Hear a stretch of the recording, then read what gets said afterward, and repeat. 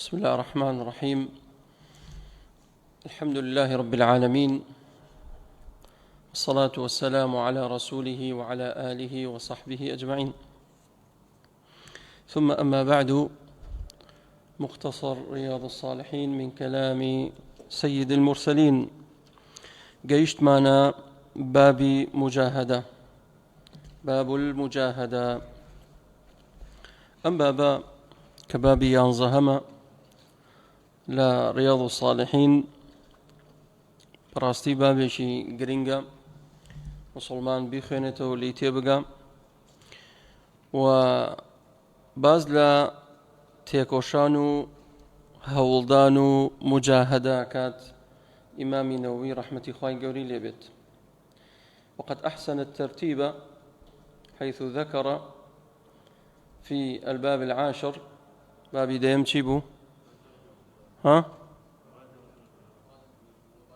مبادرة إلى الخيرات.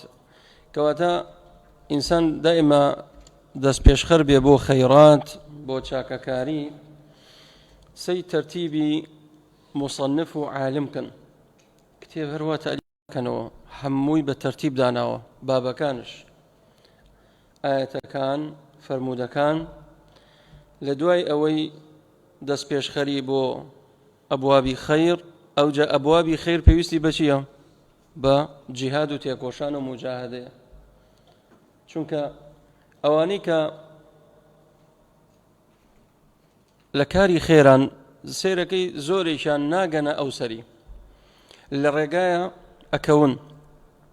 بۆ چونکە جیهادی نەفسیان نییە، تووشی فتور دێن، سار دەبنەوە. ئاجار وایە گەنجێکەی ئیلتیزامەکە بۆ ماوەیەک ئەیبینی لە مزگەوت، ماشاءالله بەردەوامە، الحەمدولله.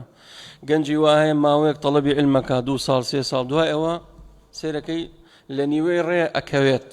بۆ چونکە مجاهدەی نییە، تێکۆشانی نییە. کەواتە ئینسان دەبێ تێبکۆشێ لە پێناو خۆیانە و سارد نەبێتەوە، بە بەردەوام لە ناو ئەبوابی خەیر تێبکۆشێت و لە پەرستن و عیبادەتی خوای پەروەردگار بێت. قال تعالى: والذين جاهدوا فينا لنهدينهم سبلنا وإن الله لمع المحسنين. سورة عنكبوت.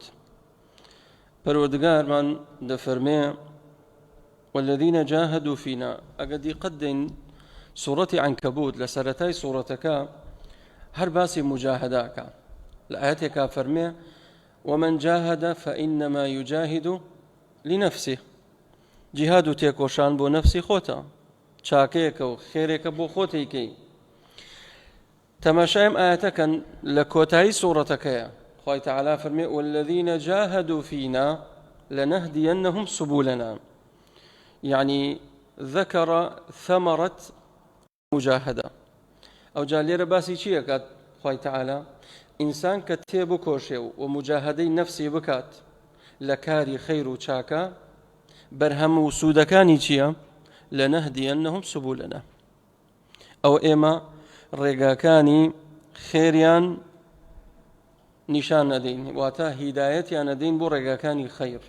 فەرمووی لنهدينهم، ئەم لامە لامی قەسەمە، یعنی سوێن بێ هیدایەتیان ئەدەین بۆ ڕێگای خەیر، نەک هەر ڕێگایەک. فەرمووی سوبولنا بە جەمع، نەک سەبیلنا، یعنی بۆ هەموو ئەو ڕێگای خێرانی کەوە ئەیانگەێنێ بە بەهەشت و ڕەزابوونی خوای تەعالا، ئێمە هیدایەتیان ئەدەین. ئەگەر تۆ چی بکەی؟ تێبکۆشەی لە پێناو خوای تەعالا و جیهادی نەفسی خۆتکەی. وإن الله لمع المحسنين. کەواتە پلەی تۆ کاتێک تۆ مجاهدەی نەفسەکەی دەگەیتە پلەی چی؟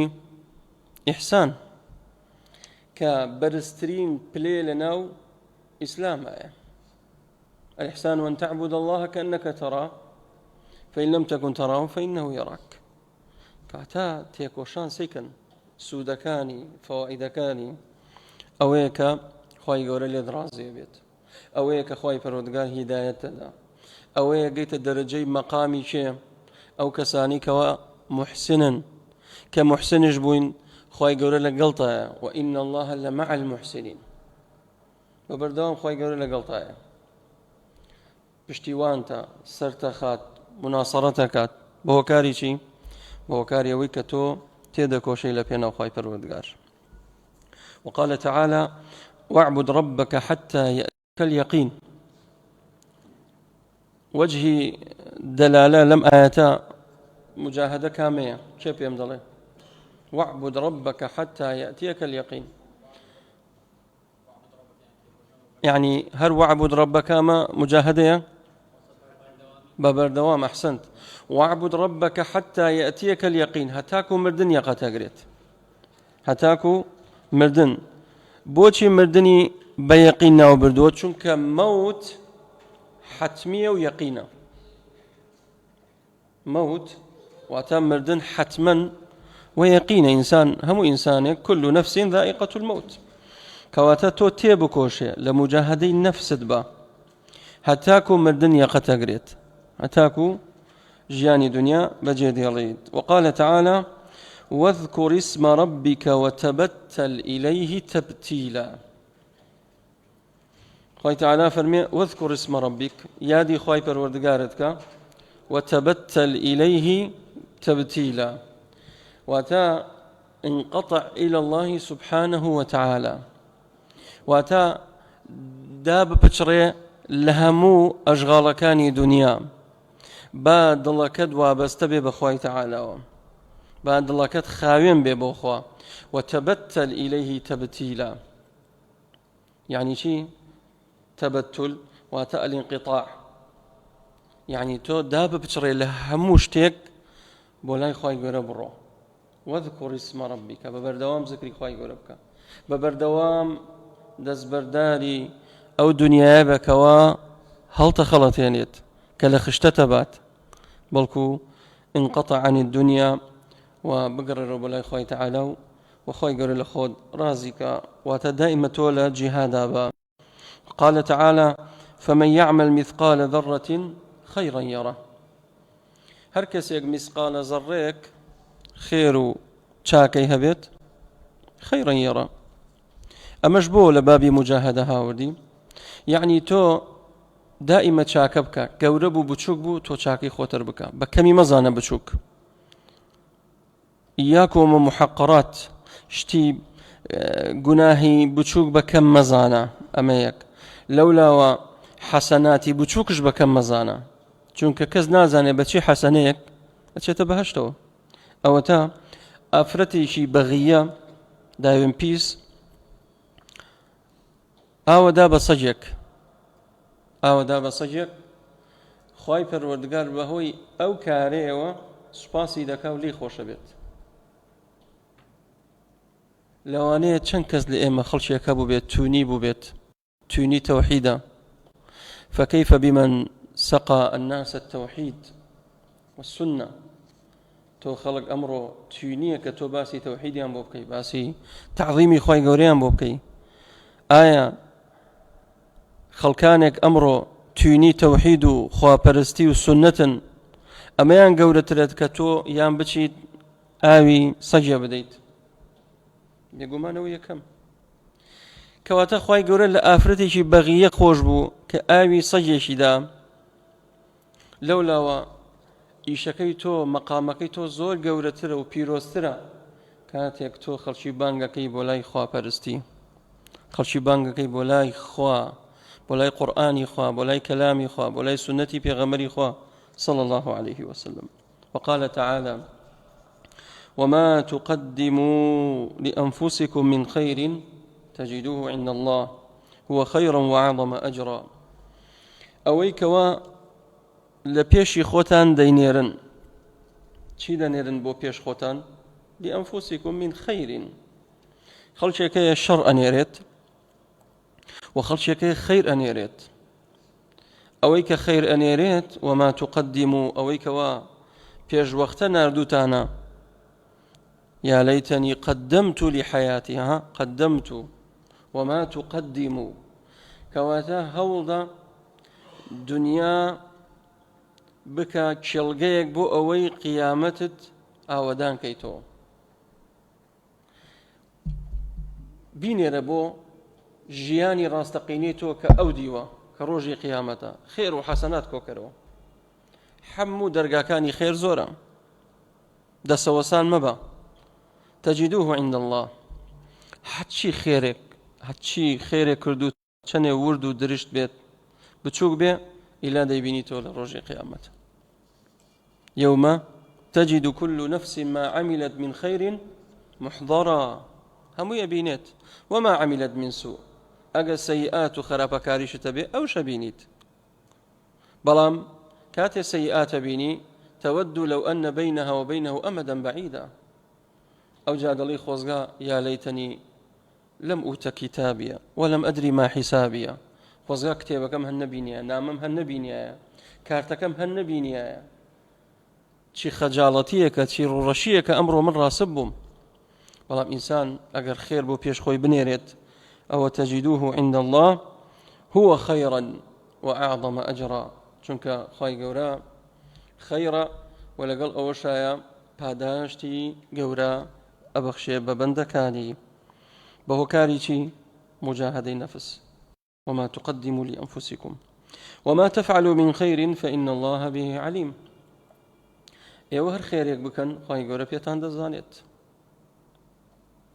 دێنە سەر فەرمودەکانی پێغەمبەری خوا صلى الله عليه وسلم لە بابی المجاهدة حديث يكم حديث أبي هريرة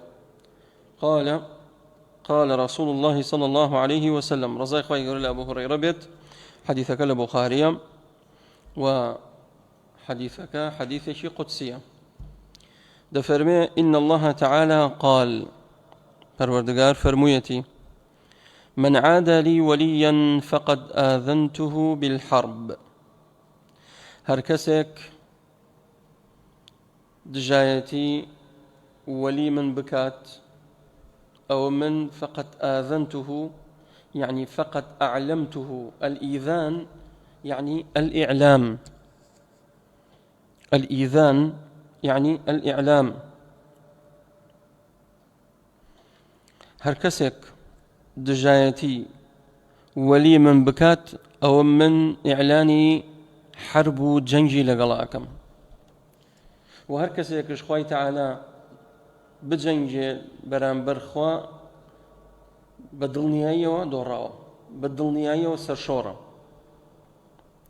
بەڵام با بزانین وەلی خوای گەورە کێیە خوای گەورە کام وەلی ئەڵێت چۆن وەلی خوای گەورە بناسین ئایا وەلی خوا ئەوەیەکەوە عەمامەیە سەوزی لەسەر بێت عەبایەکی لەسەر شان بێت وەلی خوای گەورە ئەوەیە کە شوشە بخوات وەلی خوای گەورە ئەوەیەکەوە شمشێر بدا لە زخۆی وەلی خوای گەورە ئەوەیەکەوە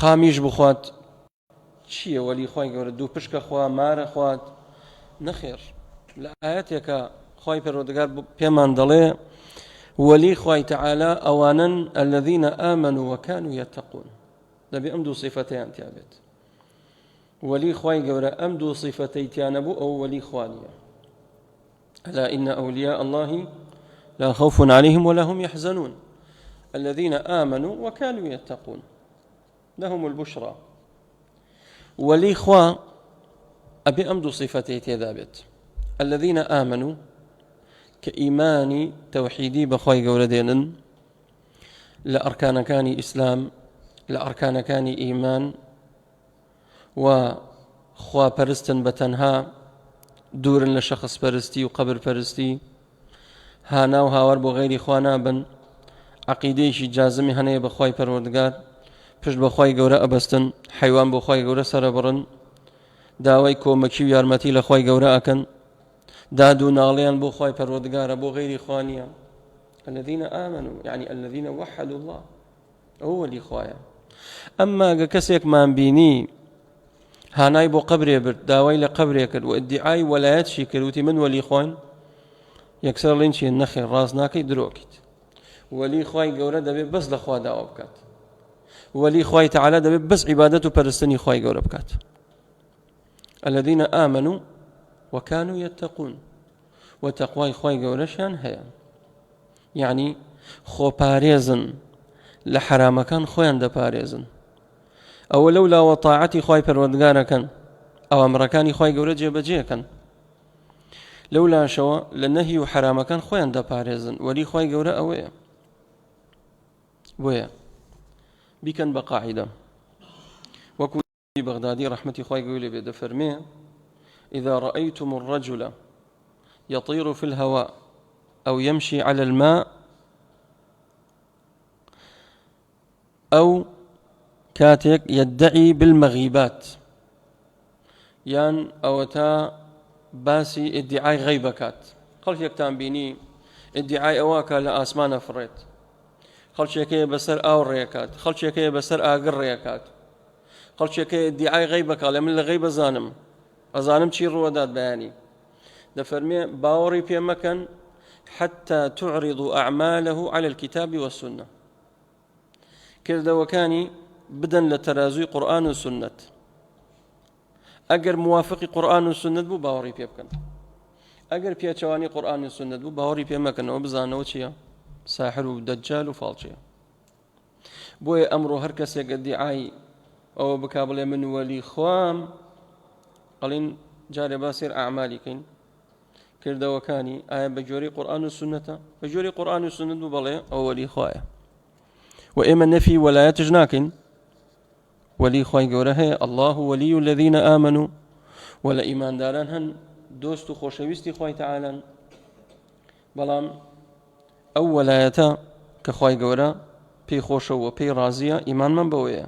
ئەمە ئەوەی دەجەل و شەعوەذەیە ئەو ئیمانمان پێی نییە. هەر کەسێک بەو شێوازە وەلی خوای گەورە بێت، پیاو چاک بێت، بۆ خوا سوڵحا بێت، هەر کەسێک بێت دژایەتیان بکات، ئەو ئیعلانی جەنگی کردو لەگەڵ خوای پەروەردگار. خوای گەورە بۆ خۆی دەبێتە خەسمی، و هەر کەسێکش لە جەنگا بجەنگێ بەرامبەر خوا، ئەوە سەرشۆڕ و زەلیل و ڕەسوایە. فقد آذنته بالحرب وما تقرب إلي عبدي بشيء أحب إلي مما افترضته عليه. عبدكم بهشتێک لێم نێزک بێتەوە، پەروەردگارە فەرمێ ئەوەی کە زۆر پێم خۆشتر بێ و باشتر بێ بەلای منەوە فەرزەکانە. ئێمە فەرزمان هەیە و نافیلە و سنەتمان هەیە. خوای گەورە پێی خۆشە عەبدەکەی هەمیشە لە تاعەت و عیبادەتا بێت. کامیان خۆشترە لای خوای پەروەردگار، خێرترە و چاکترە کە عەبدەکەی لەسەری بەردەوام بێت و نێزک بێتەوە لەخوا؟ بە فەرائیض، بە نوێژە فەرزەکان، بە سەدەقەی فەرز وەکو زەکات، بە حەجکردن، وەروەها بە ڕۆژووە فەرزەکان. خوای گەورە پێی خۆشە فەرائیضەکان سەرەتا تەطبیق کەیت. دەفەرمێ عەبدەکەم بێوێ نێزک بێتەوە لە من، هیچ ڕێگایەک نییە بۆ ئەوەی باشتر و چاکتر بێت کە بێوێ نێزک بێتەوە لە من وەکو چی نەبێت؟ وەکو فەرائیض نەبێت. أحب إلي مما افترضته عليه وما يزال عبدي يتقرب إلي بالنوافل حتى أحبه. عبدكم ببردوام لم نێزک دەبێتەوە. موبایلەکە تەڵگرە، جوان دانشە، موبایلەکە تەڵگرە، جوان دانشە، ڕۆبکە لای من. وما يزال عبدي يتقرب إلي بالنوافل حتى أحبه. حتى كو خوشي مبيت بچي ليم نێزک دەبێتەوە؟ بالنوافل. نافلة يعني شي؟ نافلة للغة عربي واتا مطلق الزيادة. ها خوي تعالى فرمي ومن الليل فتهجد به نافلة لك. نافلة لك يعني زيادة. دەبان فەرزەکەەوە تۆ هەستی شەو نوێژ بکەی، ئەوە زیادە و حەسەنەیەکە بۆ خۆت کۆی دەکەیتەوە.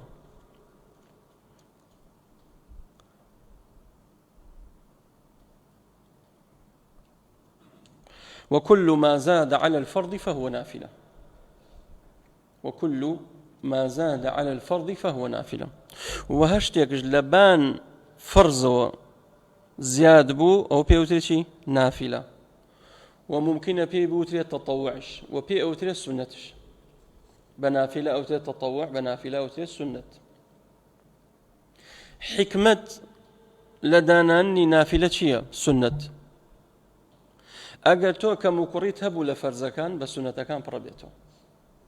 بۆ نمونە تۆ نوێژە فەرزەکان ئێستا سەر وەختێ بووە تۆ گەنج بوویتەوە نوێژی فەرزت نەکردو لە دەست چووە، نوێژە سونەتەکان زۆر بکە بۆ ئەوەی جێی چی بگرێتەوە؟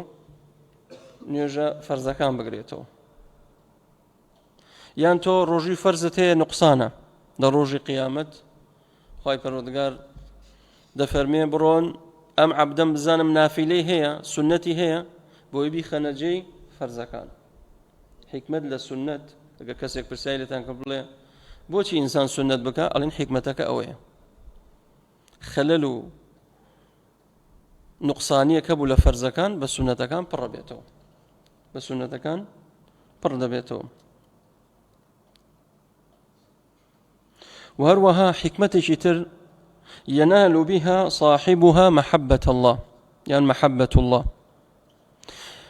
خاونەکەشی دەبێتە چی؟ دەبێتە خۆشەویستی خوا. بەچی دەبێتە خۆشەویستی خوا؟ فەرمووی ولا يزال عبدي يتقرب إلي بالنوافل حتى أحبه. ئەبیتە خۆشەویستی خوا. بەچی؟ بە سنەت. کەواتە سنەت بەکەم نەزانی. خەڵکێکەیە ئەمڕۆ دەڵێ وەڵا هەتا فەرز وەستا بێ سنەت بەتاڵە، ئەو قسەیە پوچەڵ و باتڵە، نابێ ئەو قسەیە بکەی. بەڵێ فەرز خێرترە، باشترە، چاکترە لە سنەت، بەڵام سنەتش خێری تێدایە و نابێ سنەتش پشتجۆ بخرێت. لێرەش زانایان فایدێ بکەین ئایا فەرض لە سنەت باشترە یاخود لە هەندێک حاڵەت سنەت هەیە لە فەرزش باشترە. طبعا هەندێک لە زانایان دەفەرمون بە ڕەهایی نییە فەرز لە سنەت باشترێت، هەندێک حاڵەتی دەگمەن هەیە سنەت لە فەرز باشترە. لەوانە ئیمامی سیوطی باسی دەکا، دەفەرمێت کۆمەڵێ خاڵ دێنێتەوە و کۆمەڵێ یعنی بۆ نمونە ئێستا ئەگەر کەسێک نیمەڕۆ سەعات چەند بانگەدات 12 دەقیقەم بڵێن وەنیە کە بانگیدا دەستنوێژە تەڵگرت بۆ نوێژی فەرز، ئەو دەستنوێژە چییە؟ فەرزیان سنەتە؟ فەرزە، چکە بۆ نوێژێ فەرز ساڵت گردووە. ما لا يتم الواجب به فهو واجب وەنیە؟ باشە تۆ سەعات دە دەستنوێژێ هەڵەگریت، ئەو دەستنوێژە چییە؟ سنەتە. ئایا ئەم تەهارەتە و ئەم دەستنوێژە خێرتر و باشتر نییە لەوەی کەوە ئەگەر هەڵی نەگریت؟ بەڵێ بێگومان. بۆیە کۆمەڵی خاڵ دێنن، بەڵام لە حەقیقەتدا ئەمەش وانییە، ئەمەش وانییە. ئەو زانانی کە کۆمەڵێ میثال دێننەوە بۆ چونکە ئەوانەی کە دەڵێن فەرز لە سنەت باشترە مەبەستیان ماهیەت و حەقیقەتی فەرزە، ماهیەت و حەقیقەتی فەرز، نەک تاکتاکی سنەتەکان، تاکتاکی فەرزەکان لە تاکتاکی سنەتەکان باشتر. ئاوانە ئێمە دەڵێن چۆن ئەڵێن ئێستا هەیە لە ناو پیاوان ئەڵێن مستەحیلە ئافرەت هەبێ لە پیاو باشتر بێ وەنیە؟ ئەڵێن دائیمە پیاو باشتر لە ئافرەت، بەڵام معنای ئێمە باسی چیەکەن؟ این جنسی پیاو لە جنسی ئافرەت باشترە، چونکە خوای تەعالا فەرمێ وەلەیسە الذەکەڕ کەلئونثا. بەڵام ئایا نەبووە لە ناو ئافرەتان یعنی ئافرەتێک بەرامبەر 1000 پیاوش بێت، یان دوو لە ڕێوە بەرامبەر مەلاین ناپیاوش بێت؟ هەبووە. پێغەمبەری خوا صلی الله علیه و سلم فەرمێ کەمولا من النساء رجال كثير ولم يكمل من النساء إلا 4. لەوانە کێیە؟ دایکمان عایشە، خەدیجە، فاتیمە، ئاسیا، ئەمانە کامل بوون. ئایا ئەمانە بەراوردەکرێ لەگەڵ ئەو پیاوە باشەکان؟ بێگومان ئەمان خێرتر و باشتر. کەواتە كاتك ألين فرز باشتر للسنة ما بس مانشية ماهية حقيقة فرز لا سنة باشتر نك تاكتاجي فرز كان تاكتاجي سنة باشتر بيت معلومة باشا دفرمي فإذا أحببته اگر خوي تعالى خوش تبيه سودي چيا كسيك برسيارك باشا من عبادتم كر خوا پرستيم كر فرزكانم كر سنتكانم جيبجي كرت چی بۆ من هەیە سوودی چییە ئەوە سوودەکەیەتی لێرە بۆمان باسەکە دەفەرمێ كنت سمعه الذي يسمع به وبصره الذي يبصر به ويده التي يبطش بها بها لا يوش باشا ورجله التي يمشي بها وإن سألني أعطيته ولئن استعاذني لأعيذنه دەفەرمێ کاتێک ئەم کەسە فەرزەکان جێبەجێکە لەولاش سنەتێ زۆرەکات کەوابوو دەبێتە خۆشەویستی من کە بوو بە خۆشەویستی من كنت سمعه الذي يسمع به يعني چی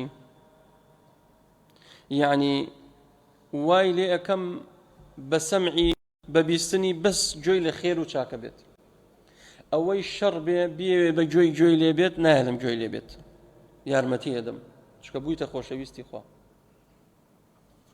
وبصره الذي يبصر وبصره